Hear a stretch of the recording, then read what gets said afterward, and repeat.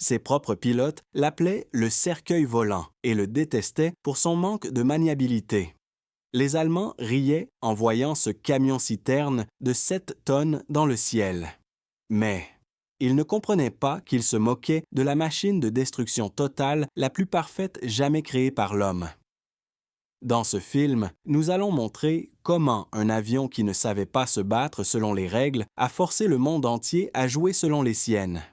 Comment son plus grand défaut, son poids monstrueux, est devenu sa principale arme. Et comment ce marteau de forgeron maladroit a finalement pulvérisé plus de chars, de trains et de divisions de la Wehrmacht que n'importe quel autre chasseur de l'histoire.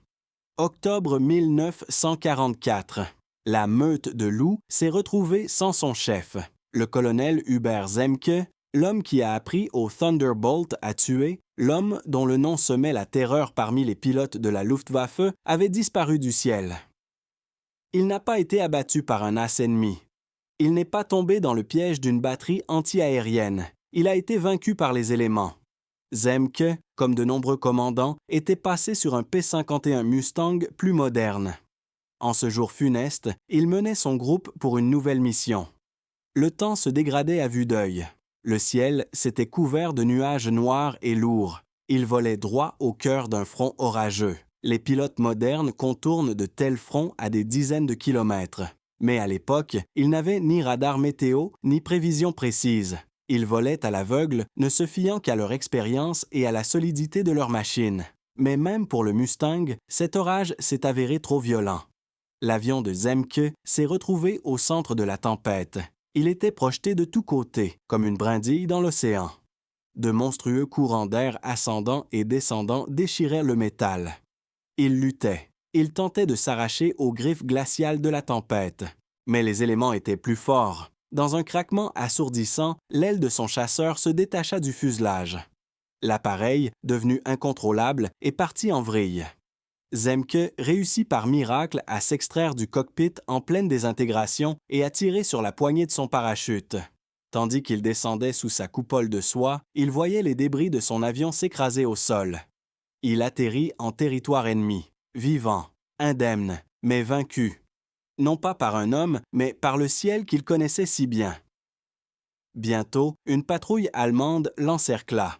Lorsqu'il fut conduit au camp de prisonniers de guerre, Stalag Luft 1, la nouvelle de son arrivée provoqua un véritable choc.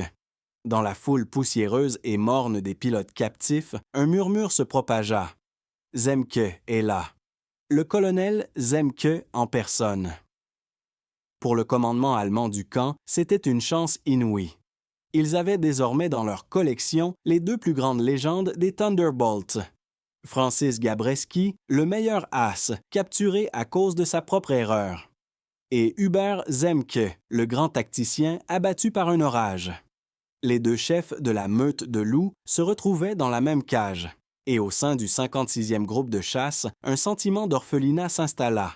Leur père, leur mentor, leur leader indestructible étaient prisonniers. L'ennemi contre lequel ils s'étaient battus avec tant de succès n'avait pas pu le vaincre. Il avait été battu par la force aveugle et indifférente de la nature.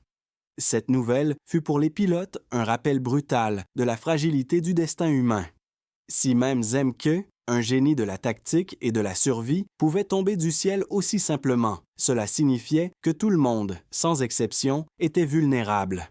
Cela signifiait qu'aucun blindage, aucune expérience ne pouvait vous garantir la vie. La guerre continuait. La meute de loups continuait ses missions, continuait d'abattre des ennemis, continuait de perdre les siens. Mais quelque chose d'insaisissable avait changé. Avec le départ de Zemke, une partie de leur âme était partie, une partie de leur confiance. Ils étaient toujours les meilleurs. Mais maintenant, ils le savaient, même les meilleurs peuvent tomber. Et parfois, l'ennemi que vous devez le plus craindre n'est pas l'homme dans l'autre avion, mais simplement le mauvais temps.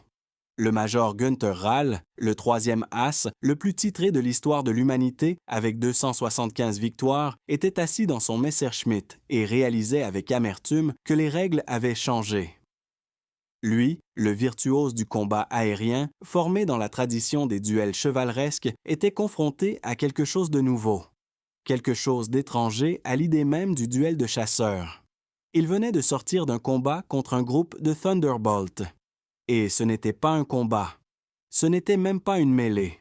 C'était le choc de deux philosophies différentes, de deux mondes différents. Nous sommes des escrimeurs, pensait-il, aux commandes de son chasseur léger et maniable. Son Messerschmitt était une rapière. Précise, élégante, mortelle dans des mains expertes. Il pouvait danser dans le ciel, exécuter les figures les plus complexes, se placer dans la queue d'un ennemi là où il ne semblait y avoir aucune chance. Et eux, Rale regarda les avions américains qui s'éloignaient. Ils se battent avec des gourdins. Il voyait leur tactique, brute, primitive, dépourvue de toute finesse. Il n'essayait pas de le surclasser en manœuvre. Il n'essayait pas de le surpasser en pilotage. Ils utilisaient simplement leur masse, leur inertie implacable. Ils plongeaient de haute altitude, portaient un seul coup terrible et repartaient sans se retourner. Rale les comparait à des boxeurs poids lourds. Pas très gracieux, pas particulièrement rapides, mais s'ils touchaient, c'était le chaos. Un seul coup précis de leur marteau de forgeron à 8 mitrailleuses et sa fine rapière se transformait en un tas de ferraille.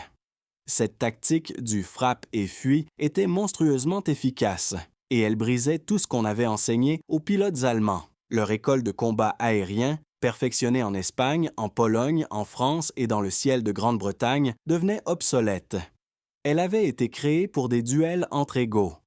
Et ce n'était pas un duel, c'était une guerre industrielle. Je n'essaie pas de le surpasser en manœuvre, disait au même moment un instructeur américain, vétéran des combats au-dessus de l'Allemagne à ses nouvelles recrues. J'attends juste le moment de frapper, une seule fois, ça suffit.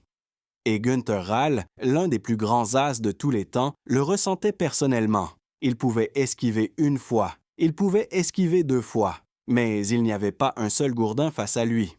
Il y en avait des dizaines, des centaines.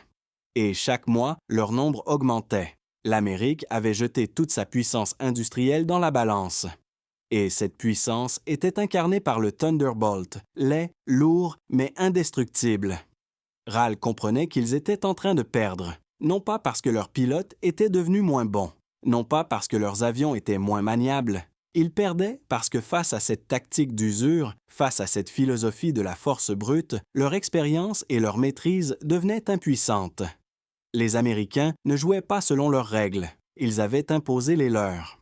Des règles où le vainqueur n'est pas le plus habile, mais le plus lourd. Pas le plus rapide, mais le plus robuste. C'était un aveu amer, fait à contre-cœur.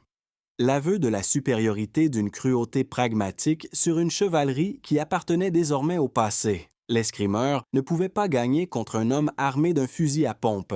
Et Günther Rale savait que pour lui et pour toute la Luftwaffe, le temps des duels élégants était révolu. L'ère du marteau de forgeron avait commencé. Décembre 1944, la forêt des Ardennes, le dernier pari désespéré d'Hitler. Des centaines de chars allemands, dissimulés par un brouillard épais et une faible couverture nuageuse, perçant le front américain. La bataille des Ardennes commence. Pour les soldats américains au sol, c'était l'enfer. Une attaque soudaine, le manque de munitions, le froid et le désespoir. Ils battaient en retraite, encerclés, gelant dans leurs tranchées, et chaque jour, ils regardèrent le ciel gris et impénétrable en priant. Ils ne priaient pas pour des renforts, ni pour de la nourriture. Ils priaient pour le soleil, parce qu'ils savaient que dès que le ciel s'éclaircirait, l'aide arriverait. Pendant ce temps, sur les aérodromes d'Angleterre et de France, régnait une attente nerveuse et tendue. Des centaines de Thunderbolts étaient prêts, pleins de carburant, armés jusqu'aux dents de bombes, de roquettes et de munitions. Leurs pilotes passaient des jours entiers dans les salles de briefing, à fumer, à jouer aux cartes et à regarder les rapports du front, se sentant impuissants.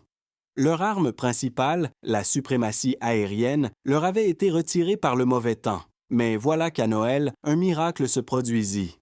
Le ciel commença à s'éclaircir. Les nuages se dissipèrent et l'ordre décollage a retenti comme un tocsin. Ce qui s'est passé ensuite est entré dans l'histoire comme l'une des opérations aériennes les plus massives et les plus brutales. Des centaines, des milliers de Thunderbolts et autres avions d'attaque prirent les airs. Ils volaient, vague après vague. Et lorsqu'ils atteignirent les Ardennes, leurs pilotes virent une scène qu'ils n'oublieraient jamais. En bas, sur les routes enneigées, s'étirant sur des kilomètres, se trouvaient les colonnes de chars allemands. Elles étaient sans défense. Une cible parfaite. « Nous les voyons », transmettait par radio le commandant d'un des groupes. « Ils sont à découvert. On commence le travail. » Et le travail commença. Pour les pilotes de Thunderbolts, c'était l'apogée de leur puissance. Ils n'étaient plus de simples chasseurs. Ils étaient le glaive vengeur venu du ciel. Ils se sentaient comme les arbitres de l'histoire. Aujourd'hui, ici et maintenant, ils étaient en train de gagner cette bataille. Ils piquaient sur les colonnes, tirant leurs roquettes de 5 pouces. Un tir direct d'une telle roquette sur un char Tigre ou Panther le transformait en un tas de métal fumant. Ils larguaient des bombes de 500 livres sur les rassemblements de camions de ravitaillement, provoquant des détonations secondaires des munitions. Puis ils revenaient et passaient au-dessus de ce qui restait des colonnes en vol rasant, arrosant tout de plomb avec leurs 8 mitrailleuses de gros calibre. Pour les tankistes allemands au sol, l'apocalypse avait commencé. Eux, qui hier encore étaient des chasseurs, s'étaient soudainement transformés en gibier. Ils essayaient de se disperser, de se cacher dans la forêt. Mais les Thunderbolts étaient partout. Le rugissement de leurs moteurs ne s'arrêtait jamais. Ils ont surnommé ces avions Panzerschreck am Himmel, la terreur des chars venus du ciel. Cette terreur était absolue. Il n'y avait aucune échappatoire. Vous pouviez être le meilleur tankiste du monde, assis dans le blindé le plus puissant. Mais contre une frappe venue du ciel, vous étiez impuissant. L'offensive de la Wehrmacht s'est enlisée. Pas dans des batailles de chars, pas dans des contre-attaques d'infanterie. Elle a été noyée sous le feu et l'acier déversé du ciel. Le Thunderbolt s'est définitivement imposé dans son nouveau rôle. Il n'était plus un chasseur capable d'encaisser les coups. Il était devenu un char volant qui portait lui-même des coups dévastateurs. En ces jours de Noël 1944, la philosophie d'Alexander Kartveli atteignait son apogée. Son marteau de forgeron volant, conçu pour sauver la vie des pilotes, décidait désormais de l'issue des plus grandes batailles terrestres. Il ne se contentait pas de survivre à la guerre, il la gagnait. 1945. La guerre en Europe touchait à sa fin. Pour la plupart des pilotes, cela ne signifiait qu'une chose, il fallait juste survivre. Ne pas prendre de risques inutiles, accomplir la mission et rentrer à la maison. Mais il y en avait d'autres, ceux pour qui la guerre était devenue une drogue, ceux qui avaient flirté avec la mort si longtemps qu'ils avaient cessé de la remarquer. Tel était Elwyn E.J. Righetti. Dans les escadrilles d'attaque au sol, son nom était une légende. Il n'était pas seulement un as, il était le roi de l'attaque au sol, un artiste de la destruction. Sa tactique était simple et insensée. Il attaquait plus bas que n'importe qui d'autre, bien plus bas. Ses camarades plaisantaient en disant qu'après les sorties de Righetti, les mécaniciens retiraient de sa queue non seulement des branches, mais aussi des câbles téléphoniques. Il volait si bas qu'il semblait pouvoir serrer la main d'un artilleur anti-aérien ennemi avant de réduire sa position en poussière. Cette audace extrême donnait des résultats incroyables. À son actif, des dizaines de locomotives détruites, des centaines de camions, des batteries et des aérodromes. Il était devenu l'incarnation vivante du Djabochreck, la terreur des chasseurs bombardiers. Mais la frontière entre l'héroïsme et l'inconscience à la guerre est incroyablement mince. Et Righetti la franchissait chaque jour. En ce dernier jour, pour lui, il menait son groupe à l'assaut d'un aérodrome allemand. C'était une tâche routinière, presque banale. Mais pour Righetti, la routine n'existait pas. Seule l'ivresse du risque existait. Il a engagé la cible le premier, comme toujours, à une altitude extrêmement basse. Sous l'aile de son Thunderbolt, les hangars et la piste d'atterrissage défilaient. Il voyait les hommes s'agiter au sol. Il voyait les éclats des canons anti-aériens, mais il n'y prêtait pas attention. Il était dans son élément. Il choisit une cible, un Messerschmitt au sol, et pressa la détente. 8 mitrailleuses crachèrent le feu. Le chasseur ennemi explosa. Righetti traversa la boule de feu, sortant de son attaque. Il aurait pu partir, prendre de l'altitude, rentrer à la base avec une victoire de plus. Mais il n'est pas parti. Il a décidé de faire un autre passage. Ses camarades dans le ciel l'ont vu virer son jug pour frapper à nouveau. C'était de la pure folie. Les Allemands avaient déjà réglé leur tir. Tout le feu de l'aérodrome était désormais concentré sur lui seul. Il fonça de nouveau au-dessus du sol, si bas que son hélice semblait sur le point de mordre le béton. Et cette fois, la chance l'abandonna. L'un des artilleurs allemands, peut-être déjà condamné, ne courut pas se mettre à l'abri. Il resta à son poste et continua de tirer. Et ses obus trouvèrent leur cible. Le Thunderbolt de Righetti tressaillit. Une fumée noire s'échappa du moteur. Mais même à ce moment, il n'essaya pas de prendre de l'altitude. Il continua de voler droit, essayant de rejoindre les siens. Mais l'avion, mortellement blessé, n'obéissait plus. Il accrocha le sol avec une aile, se retourna et explosa. Un silence se fit sur les ondes. Le roi de l'attaque au sol était mort. Il fut tué par l'audace même qui avait fait de lui une légende. Pour ses camarades, ce fut une leçon dure et sévère. Righetti leur avait montré comment attaquer, et par sa mort, il leur montra aussi quand s'arrêter. Il était le meilleur dans ce jeu dangereux, mais il avait trop joué avec la mort. Et à la fin, elle l'a emporté. Et quelque part en bas, sur l'aérodrome allemand en ruine, un artilleur anonyme regardait peut-être la colonne de fumée noire et ressentait une satisfaction amère. C'était une petite victoire insignifiante dans une guerre déjà perdue. Mais il avait prouvé que même les rois ne sont pas immortels. Même les plus audacieux des juggernauts peuvent tomber. Il suffit de s'approcher de trop près. Avec trop d'audace. 8 mai 1945. L'Europe retenait son souffle. La guerre était terminée. Sur tous les fronts, les canons s'étaient tus. Les soldats sortirent des tranchées, n'en croyant pas leur bonheur. Sur les aérodromes, les aviateurs s'embrassaient, pleuraient et buvaient à la victoire, à la vie à ceux qui n'étaient pas revenus. Mais en un lieu, la guerre continuait encore, dans le cockpit du Thunderbolt, baptisé Dottie May. Le lieutenant Henry Brandt volait au-dessus de l'Autriche.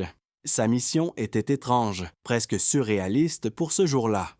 Il devait effectuer une reconnaissance et une démonstration de force au-dessus de territoires qui ignoraient encore la capitulation de l'Allemagne.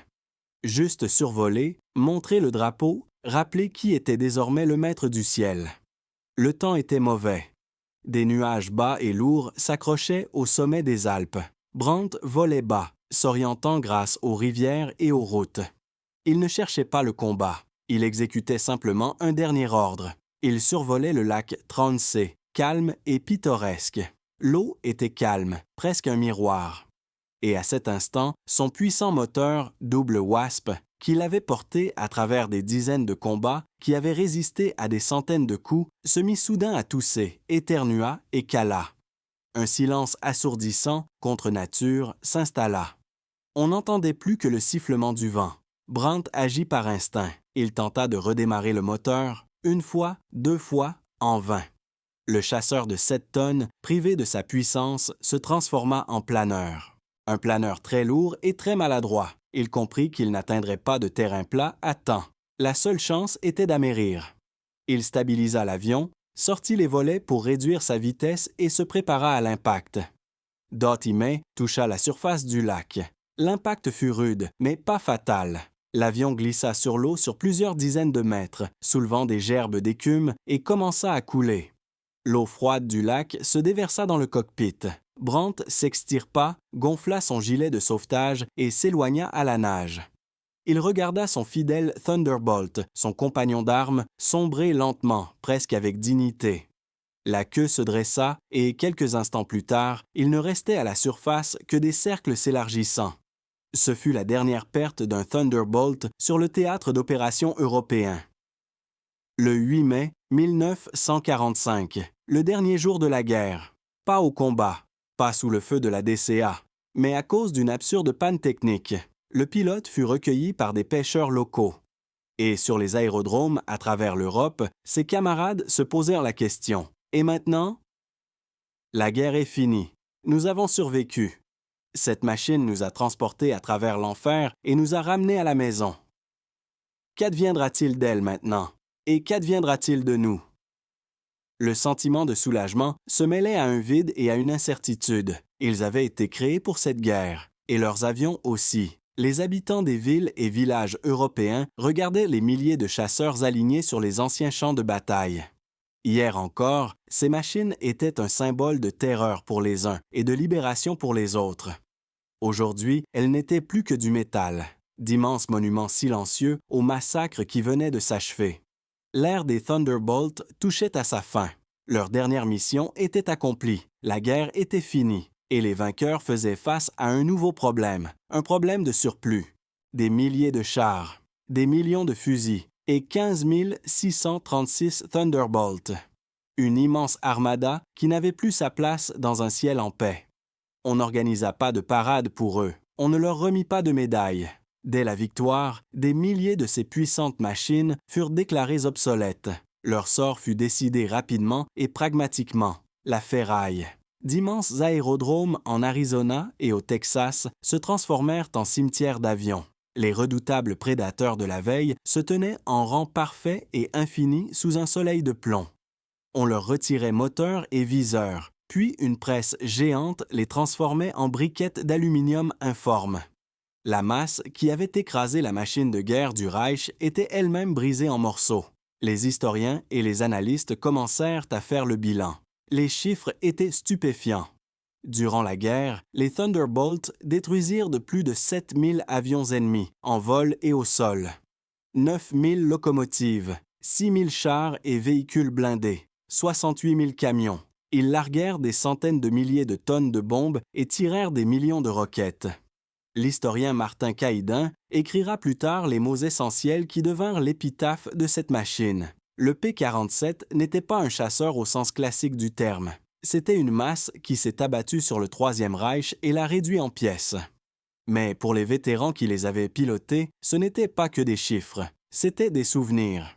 Des années plus tard, des hommes aux cheveux gris, anciens gamins de l'Ohio, du Texas et de la Californie, se réunissaient et ils se souvenaient. Ils ne se souvenaient pas de la gloire des victoires, mais du rugissement du moteur à 18 cylindres. Ils se souvenaient des vibrations du manche à balai. Ils se souvenaient du sentiment de confiance absolue que cette machine procurait lorsqu'on plongeait en piqué. Il était grand, moche et bruyant, disait Francis Gabreski, le meilleur as qui survécut à la captivité et rentra chez lui. Mais c'était mon ami. Il me ramenait toujours à la maison, presque toujours. Ces mots résumaient toute l'essence du Thunderbolt. Il n'était pas parfait, il était fidèle. C'était une machine honnête qui donnait une chance de survivre là où survivre semblait impossible. Pour la génération d'après-guerre, qui voyait les quelques Thunderbolts survivants dans les musées, ce n'était plus une arme redoutable, mais un artefact historique. Un témoin silencieux d'une époque révolue de guerre totale et de la puissance industrielle écrasante qu'il avait gagnée. Il ne voyait pas une masse, mais un monument. Ses propres pilotes l'appelaient le cercueil volant. Les Allemands se moquaient du camion de lait. Mais ils avaient tort. Ils se moquaient de la machine de destruction totale la plus parfaite jamais créée par l'homme. Il ne savait pas se battre selon les règles, et il a forcé le monde entier à jouer selon les siennes. Son principal défaut, son poids monstrueux, devint sa principale arme, et cette masse maladroite, laide mais indestructible, a finalement réduit en poussière plus de matériel ennemi et brisé plus de destins que n'importe quel autre chasseur plus élégant de l'histoire. Son histoire n'est pas un hymne à l'élégance, c'est une épitaphe brutale, mais honnête, à la force brute, la force qui a gagné. 1941. Bureau d'études de la société Republic Aviation. Une odeur de tabac et de papier à dessin flotte dans l'air. L'ingénieur Alexander Kartveli est penché sur sa table. Mais il ne voit pas des lignes et des calculs. Il voit les rapports en provenance d'Europe. Il voit des Spitfire en flammes tombant du ciel au-dessus de la Manche. Il voit les listes des pilotes qui ne sont pas rentrés à la base. Et il entend une voix, basse mais insistante, au fond de lui. La voix d'un émigré qui a fui les bolcheviks, qui connaît le prix d'une vie humaine broyée par la guerre totale. Le commandement des forces aériennes de l'armée américaine a défini la mission avec une clarté absolue. Il leur faut un intercepteur léger, de haute altitude. Une rapière élégante, capable de se battre d'égal à égal avec les Messerschmitt allemands. Maniable, rapide en ascension, élégant. Un chevalier du ciel. Et voilà que, dans un bureau rempli de généraux, Kartveli déploie ses plans. Le silence se fait. Un silence lourd, assourdissant. Car sur le papier, ce n'est pas une rapière qu'il voit. c'est une masse. Ce n'était pas un chasseur. C'était un camion volant. Un monstre construit, non pas selon les lois de l'aérodynamique, mais en dépit d'elle. Il pesait 7 tonnes, près de 2 fois plus qu'un Spitfire, un poids qui aurait dû le clouer au sol. Les généraux regardaient Kartveli avec une question muette dans les yeux. Est-ce une plaisanterie? L'un d'eux a fini par craquer. Monsieur Kartveli, nous avons demandé un intercepteur, et vous avez conçu un char d'assaut volant. Comment cette chose va-t-elle se battre contre les chasseurs légers et maniables de Göring? Elle ne pourra même pas tourner. Mais Kartveli était calme. Il savait qu'il ne voyait que des chiffres, que le poids et les dimensions. Il pensait selon les catégories de l'ancienne guerre, celle des tournois de chevaliers dans le ciel. Lui, il voyait déjà l'avenir. Messieurs, sa voix était basse mais ferme. La guerre en Europe n'est pas un tournoi de chevaliers. C'est une boucherie. Ma mission, ce n'est pas l'élégance. Ma mission, c'est la survie du pilote. Il leur montra le cœur de son projet, le moteur géant de 18 cylindres, le Pratt & Whitney Double Wasp, le moteur d'avion le plus puissant du monde. L'avion n'avait pas été conçu autour du pilote. Il avait été conçu autour de ce moteur. Kartveli y avait littéralement vissé des ailes et un cockpit. Puis il désigna l'armement. 8 mitrailleuses Browning de gros calibre. Une puissance de feu inouïe pour un chasseur, capable non pas de simplement endommager, mais de découper un avion ennemi en morceaux. Les généraux étaient furieux. Ils ne voyaient que les problèmes. L'énorme moteur exigeait une quantité énorme de carburant, ce qui alourdissait encore l'avion. Pour assurer son fonctionnement en altitude, Kartveli avait intégré un système de turbocompression extrêmement complexe. Un labyrinthe de conduits blindés s'étendait du nez, passait sous le cockpit jusqu'à la queue, puis revenait. Cela prenait de la place, ajoutait du poids et rendait la conception encore plus absurde. Ils voyaient devant eux un monstre, lent, pâteau. Une cible parfaite. Mais Kartveli voyait autre chose. Il voyait le moteur massif à refroidissement par air devenir un bouclier, protégeant le pilote d'une attaque frontale. Il voyait la structure robuste résister à des impacts mortels pour n'importe quel autre avion. Il voyait son pilote, criblé de balles, blessé mais vivant, rentrer à la maison. « Ma mission, répéta-t-il en regardant le général le plus haut gradé droit dans les yeux, est de ramener le pilote à sa mère, même s'il faut pour cela blinder un moteur et lui apprendre à voler. La puissance et le blindage sauveront plus de vies que la manœuvrabilité. » Le commandement n'avait pas le choix. La guerre faisait déjà rage. Il n'y avait pas d'autre projet prêt à être produit. En grinçant des dents, ils donnèrent leur feu vert. Le contrat fut signé. Le monstre était né. On lui donna le nom de Thunderbolt, coup de tonnerre. Mais les premiers à entendre ce tonnerre ne seraient pas les ennemis, mais leurs propres pilotes, et ils seraient horrifiés par l'engin avec lequel ils devraient aller au combat. 1943, aérodrome en Angleterre. Le lieutenant Bill Gross, un jeune gars de l'Ohio, s'approche pour la première fois de son nouvel avion. Il ne voit pas un coup de tonnerre. Il voit un énorme morceau de métal, boursouflé, hideux. Il était habitué aux avions d'entraînement légers, qui s'élevaient dans le ciel comme des oiseaux. Mais ça, ce n'était pas un oiseau. C'était un hippopotame. Quand je suis monté dedans pour la première fois, se souviendra-t-il plus tard, j'ai pensé que cette chose ne décollerait jamais. Elle était énorme. La course au décollage semblait durer une éternité. Et il ne plaisantait pas. Pour arracher 7 tonnes d'acier du sol, les pilotes devaient parcourir près d'1 kilomètre sur la piste de décollage. Ils brûlaient de précieuses minutes et du carburant, alors que leurs collègues européens en Spitfire étaient déjà dans le ciel depuis longtemps. Les premiers vols d'entraînement furent un choc pour toute une génération de pilotes américains. On leur avait enseigné l'art du combat aérien, l'art de la manœuvre, du virage, de la danse avec la mort. On les avait préparés à devenir des escrimeurs. Et on leur a mis un marteau dans les mains. La machine était têtue et inerte. Elle entrait paresseusement en virage, prenait de l'altitude à contre-cœur. Les pilotes, habitués à sentir l'avion du bout des doigts, luttaient ici contre lui comme contre un Mustang sauvage. Mais le pire, c'était la vitesse ascensionnelle. Ou plutôt, son absence. Le Thunderbolt ne grimpait tout simplement pas. Il perdait en taux de montée face à tout le monde, au Spitfire et, le plus effrayant, au Messerschmitt allemand. Dans le cockpit d'un chasseur, l'altitude, c'est la vie. Celui qui est plus haut dicte les règles du combat. Celui qui est plus haut voit l'ennemi le premier. Celui qui est plus haut attaque. Celui qui est plus bas meurt.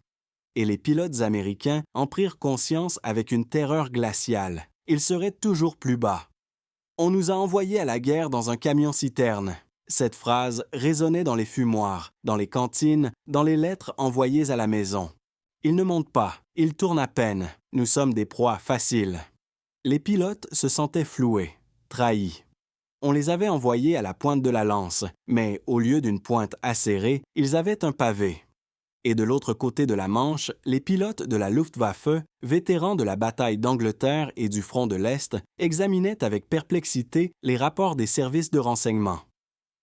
Un nouveau chasseur américain, énorme, lourd, avec un moteur à refroidissement par air, comme sur leur Focke-Wulf, mais en beaucoup plus gros. Les premières rencontres dans le ciel confirmèrent leur supposition. Les Américains étaient lents, maladroits. Il était facile de les surclasser en combat tournoyant. On pouvait les distancer en montée. Les As allemands, aguerris par des centaines de combats, voyaient en eux une cible idéale. Prévisible. Facile. Ils le surnommèrent le Dicke Indianer, le gros Indien. Et dans ce surnom, il y avait tout, la surprise, le mépris et l'anticipation de victoires faciles. Les premiers combats se transformèrent en massacres. Les Thunderbolts tentaient d'escorter les bombardiers, mais n'arrivaient pas à temps pour prendre une altitude avantageuse. Les chasseurs allemands traversaient leur formation par le haut comme un couteau dans du beurre, attaquaient les forteresses volantes sans défense et repartaient impunément. Les Américains ne pouvaient que les regarder s'éloigner, en maudissant leurs machines lourdes et pataudes. Les pertes augmentaient, la déception laissait place au désespoir. Le rêve de la chevalerie céleste se brisait contre la dure réalité. Ils n'étaient pas les chasseurs, ils étaient l'appât, un appât gros et lent jeté dans un aquarium rempli de piranhas. Il semblait que le commandement avait commis une erreur fatale. Il semblait que le pari sur la force brute avait échoué. Dans la cruelle mathématique du combat aérien, l'élégance de l'ingénierie allemande triomphait de la puissance industrielle américaine. Et personne ne se doutait encore que le principal défaut du Thunderbolt, son poids monstrueux, allait bientôt devenir sa principale et plus mortelle arme. Mais pour parvenir à cette révélation, il fallait survivre. Et en attendant, dans le ciel froid au-dessus de la France, les pilotes américains apprenaient à survivre, et ils haïssaient leurs avions. Dans le ciel de l'Europe régnait une peur primale, une peur plus ancienne que les avions eux-mêmes, la peur d'être frappé dans le dos, d'une menace que l'on ne voit pas. Et pour les pilotes des premiers modèles de Thunderbolt, surnommés Razorback, le dos de rasoir, cette peur était devenue une sensation tangible, presque physique. 1943. Robert Johnson, un jeune lieutenant, guide son Razorback à travers les nuages. Sous lui, le territoire ennemi. Autour, un ciel vide et retentissant, mais il sait que c'est une illusion. Ils sont là, quelque part, plus haut ou derrière. Il tourne la tête en permanence, à gauche, à droite, mais surtout en arrière. Il essaie de jeter un œil par-delà le massif carénage métallique qui s'étend de son siège à la queue de l'avion. Mais c'est inutile. Là, c'est une zone morte, un immense angle mort où un chasseur ennemi peut facilement se cacher. Tu ne vois pas qui est sur tes talons. Cette pensée martèle ses tempes, couvrant le rugissement du puissant moteur. Chaque vol est une attente de l'impact. Chaque son suspect, chaque ombre en périphérie du champ de vision lui serre le cœur. Tu as beau être le meilleur pilote, le plus adroit des tireurs, tu mourras, simplement parce que tu n'as pas vu l'ennemi. Les as expérimentés de la Luftwaffe l'ont compris presque immédiatement. Leur tactique est devenue simple et impitoyable. Approcher le gros Indien par le haut et par l'arrière, instruisaient les vétérans au bleu. Il est aveugle comme un chaton. C'est son talon d'Achille. Exploitez-le sans pitié. Et il l'exploitait. Le pilote allemand prenait de l'altitude. Le soleil frappait les yeux de l'Américain, dissimulant la silhouette prédatrice du Messerschmitt. Puis, il entamait un piqué doux, presque paresseux, s'engageant précisément dans l'angle mort du Thunderbolt. L'Américain ne voyait rien. Il n'entendait pas la mort approcher. Il pilotait son chasseur de 7 tonnes, scrutant le ciel devant lui avec concentration, alors que l'ennemi l'avait déjà dans son viseur. Le premier signe du désastre était le flash des canons sur les ailes du chasseur allemand, et une fraction de seconde plus tard, le fracas. Le son du métal qui se déchire. Les obus de 20 mm des canons allemands éventraient le fuselage, fracassaient les instruments, sectionnaient les commandes de vol. Et souvent, tuaient le pilote avant même qu'il ait eu le temps de comprendre ce qui se passait. Cette tactique fonctionnait à la perfection. Les pertes des escadrilles américaines augmentaient. La peur d'une attaque dans le dos devint le compagnon constant de chaque sortie. Les pilotes rentraient à la base complètement épuisés, non pas par le combat, mais par une tension nerveuse monstrueuse. Ils demandaient aux mécaniciens d'installer des rétroviseurs supplémentaires. Ils volaient en balançant constamment leurs ailes, essayant d'apercevoir ne serait-ce qu'un instant ce qui se passait derrière leur queue. Ils demandaient à leurs ailiers de voler au plus près pour se couvrir mutuellement. Mais tout cela n'était que des demi-mesures. Ce défaut de conception était devenu une condamnation à mort pour des dizaines de jeunes pilotes. Ils ne mouraient pas dans des duels aériens acharnés, mais lors d'exécutions froides et calculées. L'ennemi avait trouvé leur point faible, et il frappait encore et encore et encore. Le Razorback semblait condamné. Son poids le rendait pâteau. Sa cécité le rendait sans défense. La haine des pilotes pour cette machine atteignit son paroxysme. Ils l'appelaient le cercueil volant, et désormais, ils avaient toutes les raisons de le faire. Mais même dans les heures les plus sombres, alors que la foi en cet avion était presque perdue, le destin préparait un événement qui allait tout changer. Un événement qui naîtrait du feu et de la douleur. Du désespoir d'un pilote qui, contre toute attente, refuserait de mourir. Et ce pilote s'appelait Robert Johnson. Celui-là même qui volait dans le ciel à cet instant, ne sachant pas encore que son enfer personnel était sur le point de commencer, et que sa survie deviendrait une légende qui insufflerait un nouvel espoir dans le cœur de centaines de ses camarades. 26 juin 1943, le ciel au-dessus de la Manche. Le lieutenant Robert Johnson revient de l'enfer. Son groupe vient d'être attaqué par une escadrille de Focke-Wulf. Et Johnson a perdu ce combat. Il n'a pas vu l'ennemi. Celui-ci est arrivé par l'arrière, depuis son angle mort, et a ouvert le feu. Premier impact. Un obus de 20 mm explose dans le cockpit. Le monde de Johnson se transforme en un chaos de feu, de fumée et de douleur aiguë. La verrière est arrachée par le souffle et un vent glacial s'engouffre à l'intérieur, tentant d'arracher le pilote de son siège. Du liquide hydraulique, chaud et poisseux, lui gicle au visage, l'aveuglant. Il est blessé. Il ne voit rien. Son Thunderbolt chute, impuissant. Le moteur tousse, les instruments sont brisés. Le cockpit est empli d'une odeur de cordite et de câblage brûlé. « J'étais certain que c'était la fin », dira-t-il plus tard. À travers le voile de fumée et de douleur, il voit la silhouette d'un chasseur allemand apparaître à ses côtés. Si près que Johnson peut distinguer le visage du pilote dans son cockpit. L'as allemand balance des ailes. C'était un geste chevaleresque, un adieu à un ennemi vaincu. Il voyait l'avion américain criblé d'impacts, le cockpit sans verrière, les traînées de fumée et d'huile. Il était absolument certain que l'Américain était condamné. Inutile de l'achever. Faisant demi-tour, l'Allemand partit en quête d'une nouvelle victime. Il ne savait pas qu'il venait de commettre la plus grande erreur de sa vie. Il ne savait pas qu'il était devenu le créateur involontaire d'une légende. Car l'avion de Robert Johnson ne voulait pas mourir. À moitié inconscient, aveuglé, Johnson trouve le manche à tâtons. Il le tire vers lui. Et le monstre de 7 tonnes, cet engin pâteau, obéit. Dans un rugissement et un grincement, il sort de son piquet. Le moteur, touché à plusieurs endroits, continue de fonctionner, vibrant si fort qu'il semble sur le point de s'arracher du fuselage. Johnson vole à l'instinct. Il ne voit pas ses instruments. Il ne connaît ni son altitude ni sa vitesse. Il maintient juste le nez de l'appareil en direction de la maison, vers les falaises blanches de Douvres. Autour de lui, le vent glacial siffle dans le cockpit éventré. Sous lui, les eaux froides de la Manche. Chaque mètre de ce vol est une agonie. Sur l'aérodrome britannique, on l'a déjà classé perdu. Portée disparue. Mais voilà qu'un point apparaît à l'horizon. Il vole étrangement, par à-coups, laissant derrière lui une épaisse traînée de fumée noire. À mesure qu'il s'approche, les équipes au sol sont saisies d'horreur. Ce n'est pas un avion. C'est une passoire. Un spectre revenu d'entre les morts, sans verrière, avec des trous béants dans les ailes et le fuselage, avec les commandes de vol endommagées. Johnson entame son approche. Il ne peut pas sortir son train d'atterrissage. Il pose l'appareil sur le ventre.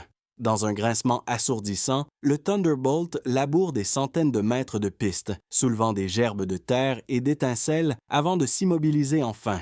Des hommes courent vers l'avion. Ils s'attendent à trouver un corps sans vie à l'intérieur. Mais du cockpit défoncé, Robert Johnson s'extirpe en chancelant, vivant. Le silence sur l'aérodrome laisse place à un brouhaha. Mécaniciens, pilotes, officiers encerclent la machine mutilée. Ils n'en croient pas leurs yeux. On dénombre plus de 200 impacts sur le fuselage, des balles de mitrailleuse et des obus de 20 mm. N'importe quel autre avion se serait désintégré en vol avec de tels dégâts. Mais pas celui-ci. La nouvelle du retour miraculeux de Johnson se répand comme une traînée de poudre sur toutes les bases de la 8e Air Force. Les pilotes, qui la veille encore maudissaient leurs avions, les regardaient maintenant d'un autre œil. Le scepticisme fit place au choc, le choc à la stupéfaction, et la stupéfaction à une confiance naissante. Cette chose laide, lourde et pataude, elle peut nous ramener à la maison, même du fin fond de l'enfer. La philosophie d'Alexandre Kartveli, son idée folle d'un char d'assaut volant, venait de trouver sa confirmation sanglante mais irréfutable. La survivabilité est aussi une arme, peut-être la plus importante. Ce jour-là, le Thunderbolt cessa d'être un cercueil volant. Il commença à devenir le Juggernaut, une force indestructible. 1944, le quartier général de l'aviation de chasse de la Luftwaffe. Le général-lieutenant Adolf Galland, à légendaire et inspecteur des forces de chasse du Reich, est sombrement penché sur son bureau.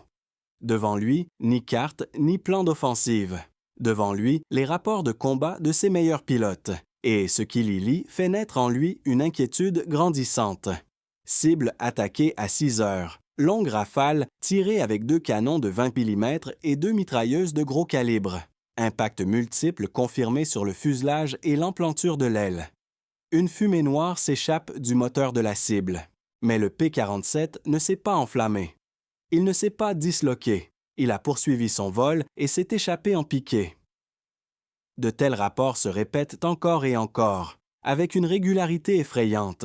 Les vétérans, avec des dizaines, voire des centaines d'avions abattus à leur actif, se plaignent tous de la même chose. Le nouvel avion de chasse américain refuse tout simplement de tomber. Galland, lui-même un pilote brillant, comprend parfaitement la psychologie du combat aérien. Un combat, c'est une question de secondes. Vous devez abattre l'ennemi à la première passe. Si l'attaque échoue, vous devenez vous-même vulnérable. Vous avez perdu de précieuses secondes, vous avez perdu l'avantage de la surprise, vous avez épuisé vos munitions. Et pendant que vous essayez d'achever un Américain têtu, son ailier est déjà en train de se placer dans votre queue. Nos pilotes gaspillent trop de munitions sur un seul P-47, rapportent les commandants d'escadrille. Ils sont distraits, deviennent des cibles faciles pour d'autres chasseurs.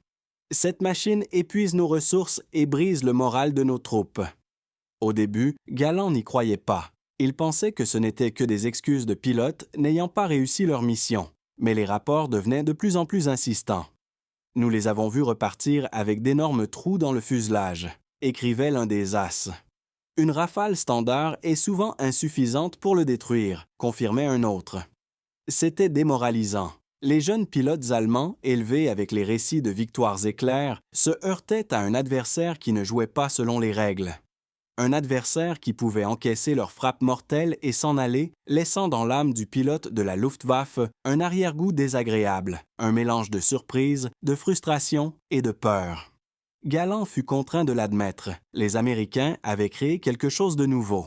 À l'art allemand de la manœuvre et de la précision de tir, ils avaient opposé une survivabilité brute, indestructible. Et cette survivabilité était devenue un facteur tactique majeur. Il émit un nouvel ordre, une nouvelle recommandation tactique pour tous les pilotes combattant sur le front de l'Ouest. Le P-47 Thunderbolt est une machine exceptionnellement robuste. Il est impératif de concentrer le tir sur le cockpit du pilote ou sur les emplantures d'ailes où se trouvent les réservoirs de carburant. Ne dispersez pas vos munitions sur tout le fuselage. Visez juste. C'était l'heure de vérité. La reconnaissance de l'ennemi. Le commandement de la Luftwaffe admettait officiellement que la philosophie d'ingénierie d'Alexander Kartveli fonctionnait, que son char volant avait changé les règles de la guerre aérienne. Désormais, pour abattre un Thunderbolt, un pilote allemand devait s'approcher davantage, prendre plus de risques, viser plus longtemps, et donc s'exposer lui-même au tir. De l'autre côté de la Manche, le commandement de la 8e Air Force analysait avec surprise ses propres rapports. Nos pertes en chasseurs sont significativement plus faibles que prévu, rapportaient les statisticiens. Le pourcentage d'avions endommagés revenant à la base est anormalement élevé. Les généraux qui, autrefois, regardaient avec mépris les plans de Kartveli voyaient maintenant la preuve irréfutable qu'il avait eu raison. La robustesse est aussi une arme. Et tandis que leurs pilotes continuaient de revenir des situations les plus désespérées, les as allemands, eux, ne revenaient de plus en plus souvent pas du tout. La puissance industrielle de l'Amérique, incarnée par ce monstre de 7 tonnes, commençait à broyer, lentement mais inexorablement, l'élite des forces aériennes allemandes. L'ennemi avait reconnu la puissance du Juggernaut. Et cette reconnaissance fut pour lui le début de la fin. Le colonel Hubert Zemke, commandant du 56e groupe de chasse, regardait ses pilotes dans les yeux. Il y voyait la fatigue, la peur, mais surtout, il y voyait la déception. Ils étaient les meilleurs diplômés des écoles de pilotage d'Amérique. On leur avait appris à gagner. Et ici, dans le ciel froid de l'Europe, ils perdaient. 1943. Briefing avant une mission. L'air est lourd de fumée de cigarettes et d'un silence tendu. Zemke savait qu'il devait changer quelque chose. Radicalement. Et maintenant? Messieurs, commença-t-il d'une voix calme, mais tranchante comme un scalpel. Oubliez tout ce qu'on vous a appris jusqu'à présent. Tous ces beaux virages, tous ces duels aériens, c'est de la foutaise. C'est le meilleur moyen de se faire tuer. Les pilotes se regardèrent. Leur commandant était-il devenu fou? Notre avion, poursuivit Zemke, est lourd comme une vache enceinte. Il ne sait pas danser. Si vous essayez de tourner plus court qu'un Messerschmitt ou un Focke-Wulf, ils se mettront dans votre queue et vous transformeront en passoire. Je vous interdis d'engager le combat tournoyant. Retenez ça une bonne fois pour toutes. Il marqua une pause, balayant du regard les visages de ces hommes. Mais cette machine a une qualité. Une seule, mais elle est décisive. Elle pèse 7 tonnes.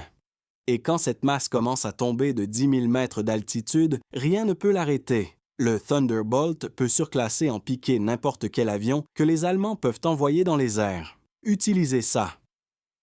Ce jour-là, Hubert Zemke réécrivit le manuel tactique de l'aviation de chasse. Il comprit ce que ni ses pilotes, ni son commandement, ni même l'ennemi ne comprenaient. Le principal défaut du Thunderbolt, son poids monstrueux, était son principal avantage. Il fallait simplement l'utiliser correctement. Nous ne dansons pas avec eux, martelait Zemke. Nous frappons comme un marteau, de haut en bas. Nous prenons de l'altitude avant d'entrer dans la zone de combat. Nous nous positionnons au-dessus d'eux. Nous les voyons en premier. Nous choisissons notre cible et nous tombons sur elle, comme des faucons. La tactique du boom and zoom était née. Frapper et s'enfuir. Pas de dogfight, pas de chevalerie, seulement un calcul froid et impitoyable. Piquer, tirer, dégager, leur martelait-il. Vous tirez une seule rafale, courte mais dévastatrice, avec vos 8 mitrailleuses.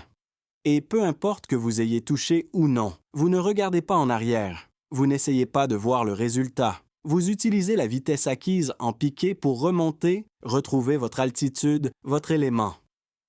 Ce n'est pas un duel, c'est une chasse.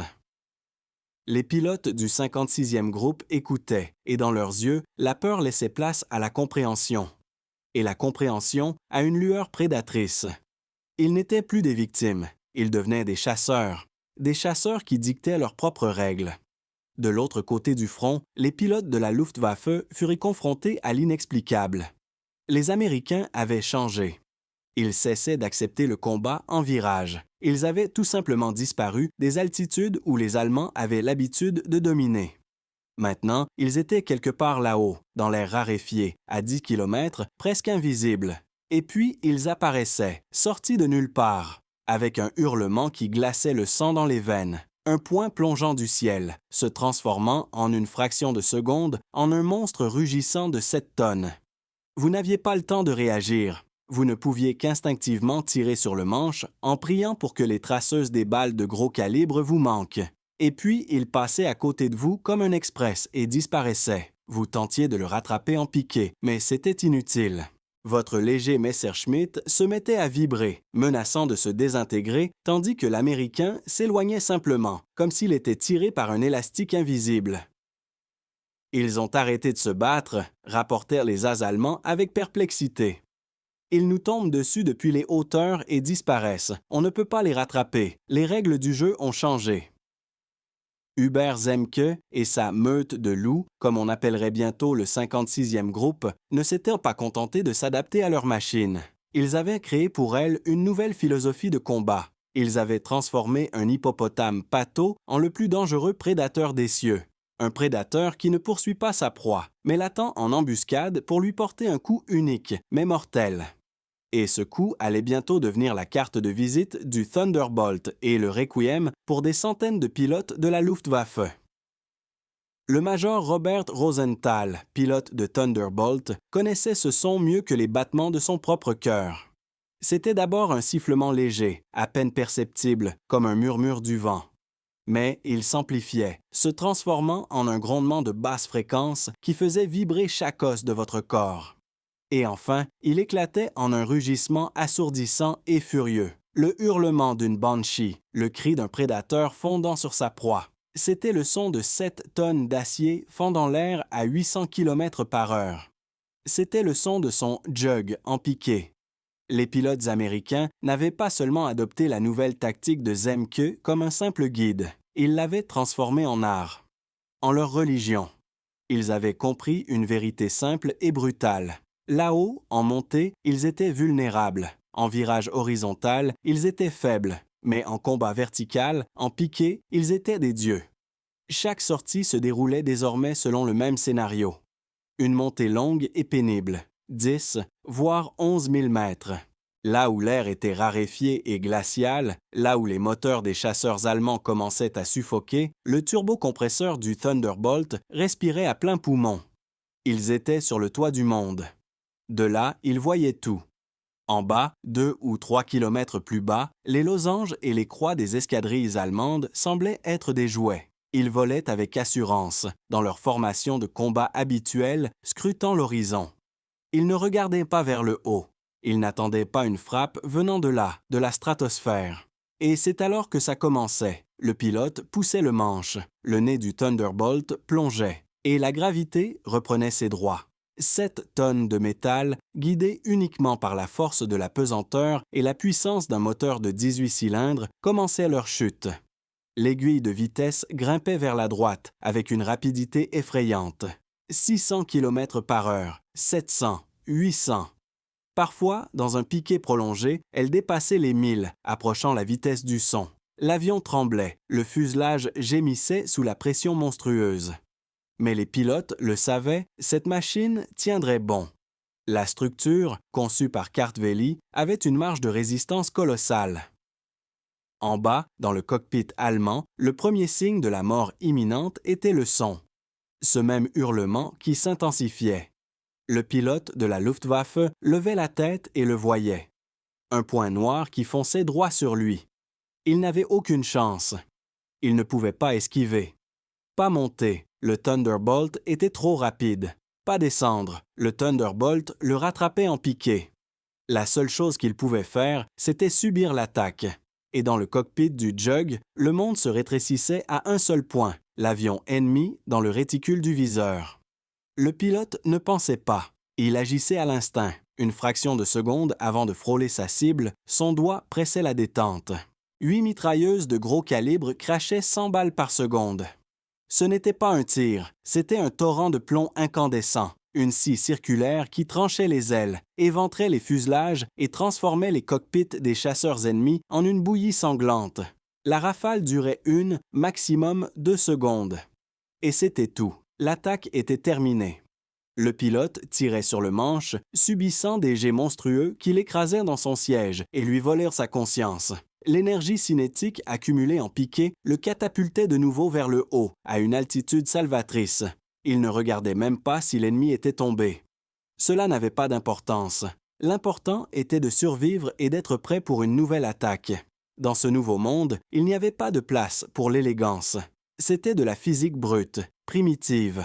La masse multipliée par la vitesse. Un coup de marteau sans parade possible. En piqué, nous étions les rois, se souvenait le major Rosenthal. Un Allemand pouvait être meilleur que toi en virage, mais si tu partais en piqué, il ne pouvait que te regarder t'éloigner. Le son de notre piqué, c'était un requiem pour quiconque se trouvait en dessous. Et ce requiem résonnait de plus en plus souvent dans le ciel du Reich. Les pilotes de la Luftwaffe, hier encore maîtres des cieux, commencèrent à le craindre. Ils commencèrent à éviter les combats avec les Thunderbolts. Ils commencèrent à perdre la guerre des airs. Non pas parce que les Américains étaient devenus de meilleurs pilotes, mais parce qu'ils avaient appris à tomber. Plus vite, avec plus de fureur et de manière plus létale que n'importe qui d'autre. 1944. Un nouveau prédateur apparut dans le ciel de l'Europe. Élégant, à long rayon d'action, mortel. Le P-51 Mustang. Il pouvait escorter les bombardiers jusqu'à Berlin et retour, combattant les chasseurs allemands d'égal à égal. Et avec son arrivée, le rôle du Thunderbolt changea radicalement. Le commandement raisonna simplement. Pourquoi utiliser un lourd marteau-pilon là où il y avait désormais une rapière acérée? Les Mustangs se chargeraient des combats dans la stratosphère. Et les Juggernauts, leur puissance énorme et leur survivabilité légendaire, trouveraient une nouvelle utilité. En bas, au ras du sol, pour le lieutenant Don Flash Smith et des centaines d'autres comme lui, le nouvel ordre sonna comme une condamnation à mort.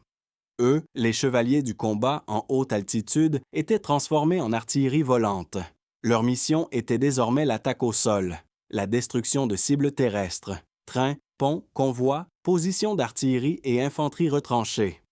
Avant, nous craignions d'avoir un seul chasseur à nos trousses, disait Smith avec amertume.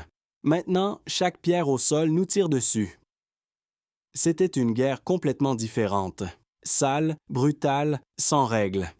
Ici, il n'y avait pas de tactique de frapper et fuir. Il fallait voler bas, extrêmement bas. En vol rasant, en frôlant presque la cime des arbres. Et en bas, l'enfer les attendait. Chaque soldat allemand avec un fusil. Chaque nid de mitrailleuse. Chaque batterie anti-aérienne. Tous regardaient le ciel et attendaient le rugissement d'un moteur de 18 cylindres. Escorter les bombardiers était dangereux, se souvenait un vétéran. Mais l'attaque au sol était un suicide. Tu voles droit dans un mur de feu. Les traceuses des obus anti-aériens volent vers toi comme des boules de feu. Tu vois les éclairs des tirs au sol. Tu entends les balles marteler ton blindage. Chaque sortie est une loterie. Mais c'est précisément là, dans cet enfer, que le Thunderbolt se révéla pleinement. Sa robustesse, qui le sauvait des chasseurs, le sauvait désormais du feu venu du sol. Son moteur massif encaissait les éclats. Le cockpit blindé protégeait le pilote. L'avion pouvait rentrer à la base avec des conduites d'huile percées, des trous dans les ailes, des commandes sectionnées. Il pardonnait les erreurs. Il donnait une chance. Et les pilotes payaient cette chance au centuple. Sur les pylônes externes, leurs jugs ne transportaient plus seulement des réservoirs de carburant. Ils transportaient 1130 kg de bombes. Ils transportaient des lanceurs de 10 roquettes HVR de 5 pouces, chacune ayant une puissance comparable à celle d'un obus d'obusier de 105 mm. Et ils avaient toujours leurs 8 mitrailleuses de gros calibre. Pour les troupes allemandes au sol, l'apparition des Thunderbolts devint un cauchemar. D'abord, ils entendaient ce rugissement caractéristique, incomparable. Puis, de derrière la lisière d'une forêt ou d'une colline, surgissait une armada. Des dizaines d'avions qui fonçaient droit sur eux.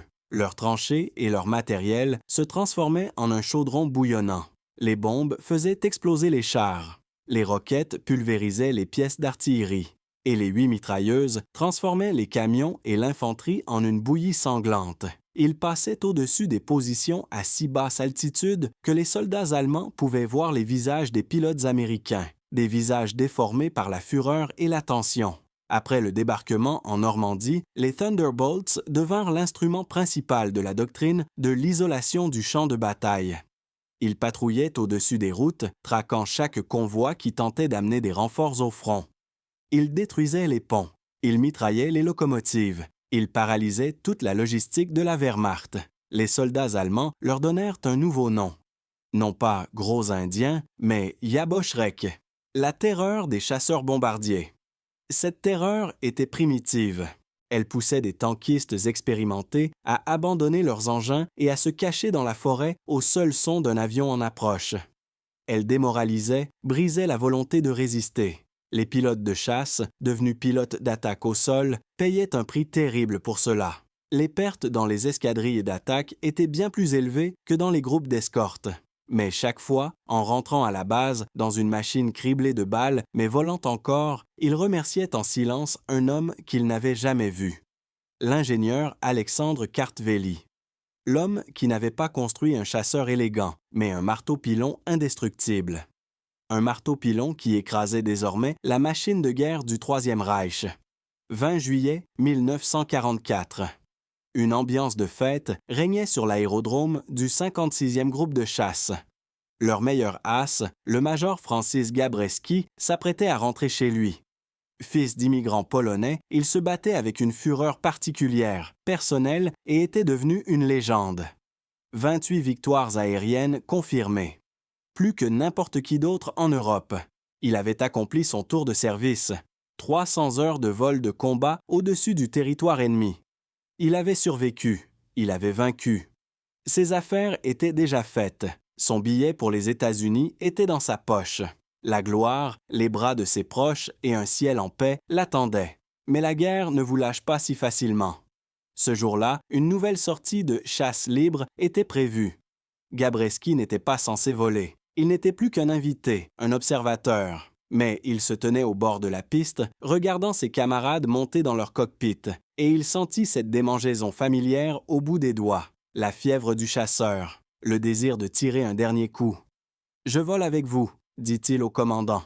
« Une dernière fois, pour la chance. » C'était de l'imprudence, une violation de toutes les règles. Mais personne n'osa refuser au Dieu vivant des Thunderbolts. On lui attribua un avion et il s'éleva dans le ciel avec son escadrille. Pour la dernière fois, ils volaient bas au-dessus de l'Allemagne cherchant une cible, et ils la trouvèrent. Un aérodrome allemand. Au sol se trouvaient des bombardiers Heinkel, une proie facile et tentante. Gabreski mena le groupe à l'attaque. Il était un maître de l'attaque au sol, mais aujourd'hui, quelque chose de plus qu'un calcul froid le guidait. C'était de la pure bravade. Le désir de partir en beauté, de mettre un point final spectaculaire à sa carrière militaire. Il attaqua la cible le premier, arrosant les avions allemands du plomb de ses 8 mitrailleuses. Un Heinkel explosa. Gabreski le survola et entama un second passage. Son ailier hurlait à la radio. « Dégage, Gabi, dégage! C'est trop dangereux! » Mais Gabreski n'écoutait pas. Il était enivré par le combat, la vitesse, la victoire si proche. Il décida de faire une autre passe, cette fois encore plus bas, encore plus audacieux. « Je suis descendu trop bas », dira-t-il plus tard. Il voyait l'herbe sous son avion. Il voyait les visages des techniciens allemands qui couraient. Il appuya sur la détente, visant le bombardier suivant. Et à cet instant, son monde bascula. Le bout de son hélice de 4 mètres toucha le sol. Un grincement assourdissant retentit. Le Thunderbolt de 7 tonnes piqua du nez. Gabreski tira désespérément le manche vers lui, tentant de redresser l'appareil, mais il était trop tard. Ayant perdu sa vitesse, le chasseur s'écrasa sur le ventre et, projetant des gerbes de boue, laboura plusieurs centaines de mètres sur le terrain d'aviation. Le silence s'installa. Ses camarades dans le ciel regardaient avec horreur l'avion immobile de leur commandant, encerclé par les soldats allemands. Ils ne pouvaient rien pour lui. Gabreski survécut. Sorti du cockpit, il se mit à courir vers la forêt la plus proche. Pendant 5 jours, il se cacha, essayant de rejoindre les siens. Affamé, épuisé, il se nourrissait de baies et buvait l'eau des ruisseaux, mais l'étau se resserrait. Finalement, il fut capturé et envoyé dans un camp de prisonniers de guerre, dans ce même Stalag Luft 1, où étaient déjà détenus des centaines de pilotes américains et britanniques abattus. La nouvelle de la capture de Gabreski frappa la 8e Air Force comme un coup de tonnerre. Leur meilleur as, leur héros, pas abattu au combat, pas vaincu par un pilote ennemi. Il s'était fait prendre à cause de sa propre erreur. À cause d'une seule attaque de trop, une attaque inutile. Le choc et un découragement amer s'installèrent dans son groupe. « C'était le meilleur d'entre nous », disaient les pilotes. « Si même lui s'est fait avoir, alors personne n'a aucune chance. » Cette histoire devint une cruelle leçon. La leçon que la guerre ne pardonne pas l'excès de confiance. Elle ne fait aucune concession pour les mérites passés. Une seule erreur et toutes vos victoires ne signifient plus rien. Vous pouvez être le meilleur as dans l'avion le plus robuste du monde, mais une seconde d'imprudence, une seule mauvaise manœuvre et de héros, vous devenez le prisonnier de guerre numéro 6 1888. Le plus grand des chasseurs s'était retrouvé lui-même en cage. Et il ne rentrerait pas chez lui de sitôt. L'histoire du Thunderbolt n'est pas seulement une chronique de victoire. C'est une parabole cruelle sur la façon dont un marteau de forgeron, laid et pragmatique, a brisé la rapière élégante des duels chevaleresques. Cet avion était le reflet honnête de son époque. Une guerre totale où la survie est plus précieuse que l'élégance et où la victoire n'est pas remportée par le plus habile, mais par le plus indestructible. Mais que perdons-nous lorsque, pour vaincre le mal, nous créons l'arme de destruction la plus parfaite? Et la force brute elle-même, une fois victorieuse, ne devient-elle pas la seule règle selon laquelle le monde jouera désormais? Qu'en pensez-vous? L'histoire de cet appareil est-elle un hymne au pragmatisme ou un requiem pour une chevalerie révolue? Partagez vos réflexions dans les commentaires. Si ce genre d'histoire vous fait réfléchir, soutenez notre chaîne en vous abonnant et en laissant un like. Cela nous aide à continuer de chercher des réponses aux questions difficiles.